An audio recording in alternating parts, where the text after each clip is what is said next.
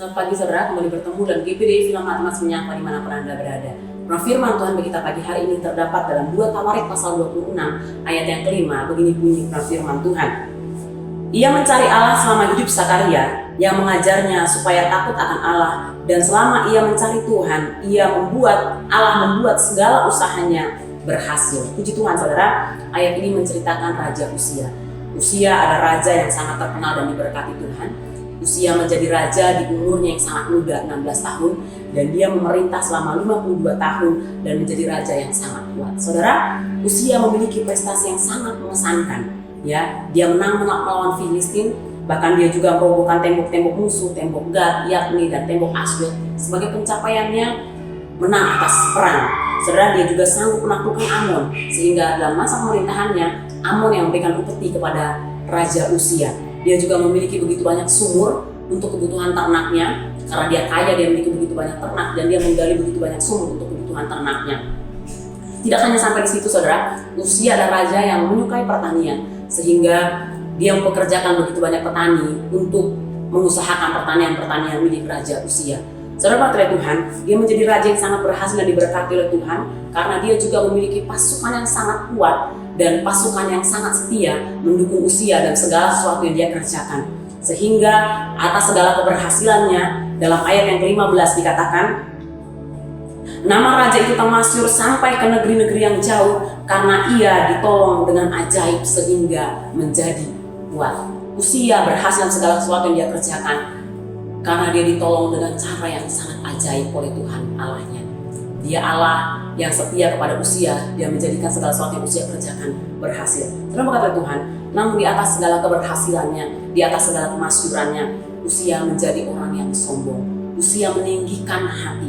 Dalam ayat yang ke-16 dikatakan begini, 2 Tawarik pasal 26 ayat 16. Setelah ia menjadi kuat, ia menjadi tinggi hati, sehingga ia melakukan hal yang merusak. Ia berubah setia kepada Tuhan Allahnya dan memasuki bait Tuhan untuk membakar ukupan di atas mezbah pembakaran ukupan. Saudara, sebagai raja yang kuat, Uzia merasa dia layak dan pantas untuk masuk bait Allah dan bakar ukupan. Padahal sebagaimana mestinya hanya imam-imam yang dapat melakukan tugas tersebut. Mungkin benar di sistem pemerintahan Uzia memiliki kedudukan yang tertinggi, memiliki jabatan yang tertinggi di sistem pemerintahan. Namun di kerohanian atau ibadah ada imam-imam yang memiliki kedudukan yang layak untuk memimpin dalam pembakaran ukupan. Saudara Tuhan, Uzia menjadi sangat tinggi hati oleh karena keberhasilannya. Ketika tinggi hati menguasai Uzia, dia menjadi orang yang tidak dapat dinasehati. Ketika imam-imam berusaha untuk menasehati dia, Uzia menjadi sangat marah. Dia marah kepada imam-imam.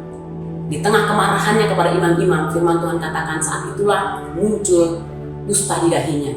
Saudara Tuhan, dusta inilah yang membuang Uzia ke pengasingan. Dan kalau kita baca sampai selesai, akhir hidupnya menjadi orang yang sangat menyedihkan karena dia ada di pengasingan. Hilang kehormatan, hilang segala pencapaiannya, hilang segala kedudukannya hanya karena kesombongannya. Saudara Tuhan, apa yang kita dapat pelajari dari pengalaman Raja Uzia adalah kita merenungkan sebagai orang percaya, apapun yang kita miliki sampai saat ini, apapun pencapaian yang kita raih sampai saat ini, yang pertama kita harus ingat ada campur tangan Allah di dalamnya.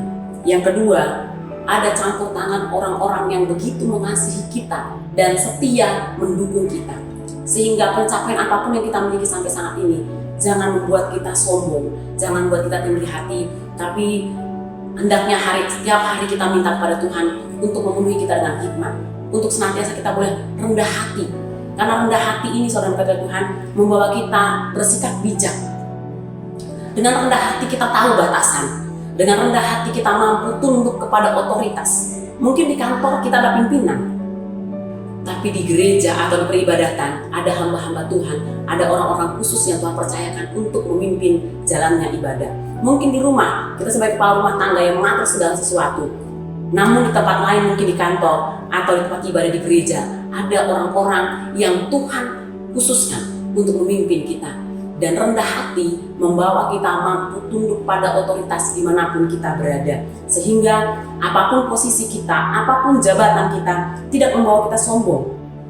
Namun senantiasa kita boleh melihat kepada Allah, mengagumi Allah, betapa Allah lah yang menolong kita dengan caranya yang begitu ajaib, membawa kita ada sampai di posisi saat ini. Sehingga dalam segala sesuatu yang kita lakukan, kita berkenan kepada Allah. Dalam segala suatu pencapaian yang kita raih sampai saat ini, kita senantiasa mampu memuliakan Allah yang menganugerahkan segala sesuatu bagi setiap kehidupan kita, dan kita mampu mengasihi dan menghormati orang-orang yang terlibat dan orang-orang yang mendukung kita sampai saat ini. Puji Tuhan, saudara mengasihi Tuhan, biarlah ini boleh berkati setiap kehidupan kita. Mari kita bersatu dalam doa.